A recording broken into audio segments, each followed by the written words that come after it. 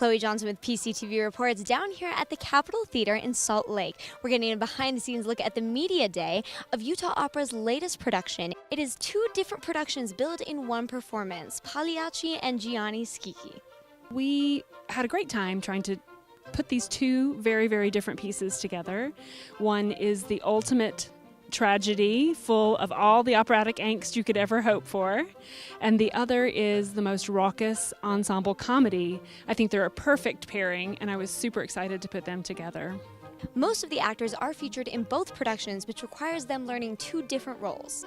Lauretta, she's your typical teenager. She is obsessively in love with her boyfriend Rinuccio, and she has a beautiful aria in this opera where she says, "Please, please, Daddy, won't you let me marry him? Because if you don't, I'll just die. I'll just throw myself into the river and that'll end like that." So she's kind of manipulative in that she wants to get her way, and she really has her daddy wrapped around her finger. So Lauretta is pretty cunning, but she does get her way in the end, so props to her.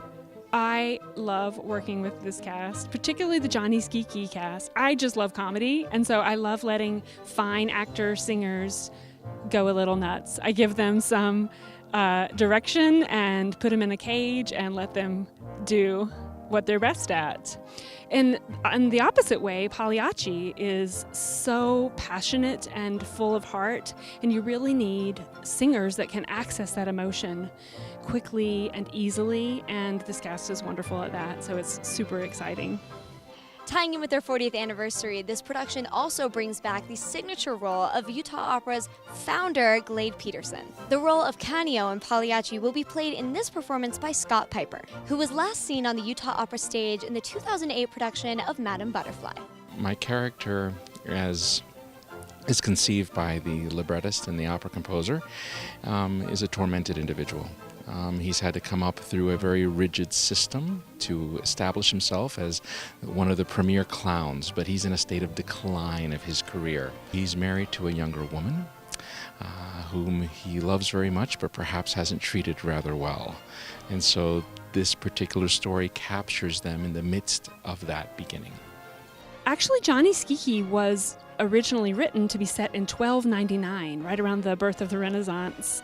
I have never seen it performed in that time period. So we chose to set it in the 1940s, late 30s, early 40s, which is a time that, of course, my parents remember and my grandparents remember, but it's quite some time ago, so it feels a little bit modern and accessible. These are people that we can recognize, but it has a little bit of distance from today. I wasn't very interested in seeing iPhones on the stage, for instance.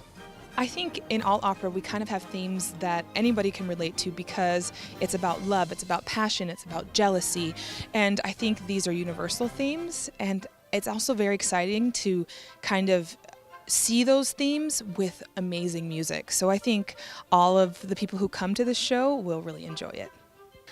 I think people can relate to the passion, to the frailty, to frailty of human existence and relationships sometimes that some people have experienced.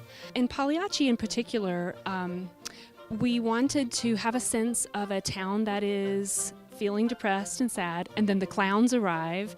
They float in their clown setup on helium balloons, and they really bring a whole sense of magic to the stage. There's a large set piece that opens up as a bit of a special Easter egg inside, and I think when that happens that it's a really extra special moment. There's a lot to love about Utah Opera. Everyone here has been amazing, and it's wonderful to also see people in the chorus or people working here that I actually knew when I went to school, and kind of just like I'm coming home and sharing my art with my family.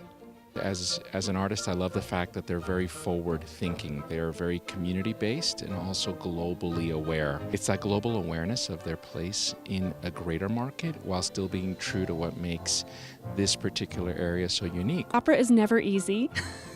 There's no such thing as an easy opera to put on, and nowadays we do things really quickly. So honestly, just schedule is always the problem, but addressing all of our needs in the quickest fashion means that I have to have a really excellent plan, and I really have to trust my singers and other collaborators to be on their A game from the beginning. This performance runs from March 10th to the 18th. Make sure you come and see it. Go online for tickets.